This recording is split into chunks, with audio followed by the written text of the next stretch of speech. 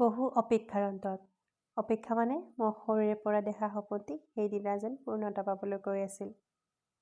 হয়, সেইদিনা আছিল 22 আগষ্ট 2024। আমি ওলালো কোকৰাঝাৰলৈ। সকলোৰে দৰে সেইদিনা যেন মোৰ ভাগ্য খোলাইছিল।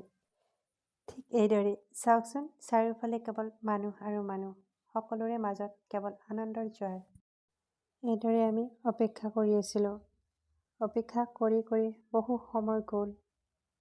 ঠিক ৰাতি 1 বাজিল আৰু এই সময়তে আহিল মোৰ হাতত এপইণ্টমেণ্ট লেটাৰখন। পাইছিলোঁ যদিও কিন্তু চকুত কেৱল চকুলো, কিয়নো মই পঢ়িছিলোঁ কোকৰাঝাৰৰ এখন স্কুলত।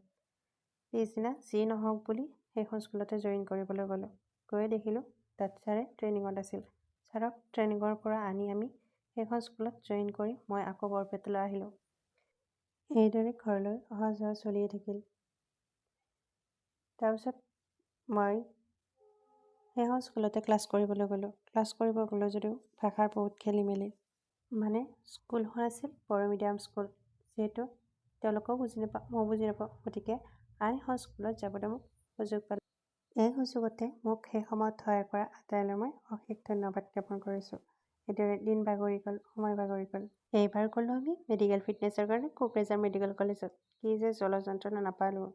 এইদৰে অফিচলৈ অহা যোৱা চলি থাকিল। 20 দিন পিছত মই পালোঁ নতুন এখন এপইণ্টমেণ্ট। আৰু এই এপইণ্টমেণ্টখন মই যে একেবাৰে আনন্দত আত্মহাৰা হৈ পৰিলোঁ। সেইদিনাই মই ৰাওনা হ'লোঁ ছুপাৰত ঘৰলৈ বুলি। তাৰপিছতে মই পেহীহঁতৰ ঘৰত সন্ধিয়া হোৱাৰ বাবে থাকিলোঁ। পিছদিনাই মই স্কুল জইন কৰিবলৈ আহিলোঁ। মোৰ স্কুলখন হৈছে ঘৰৰ ওচৰতে পেটনা প্ৰাথমিক বিদ্যালয়। বৰ্তমানে মই এখন স্কুলত থাকি বহুতেই সুখী। আজিলৈ বাই বাই।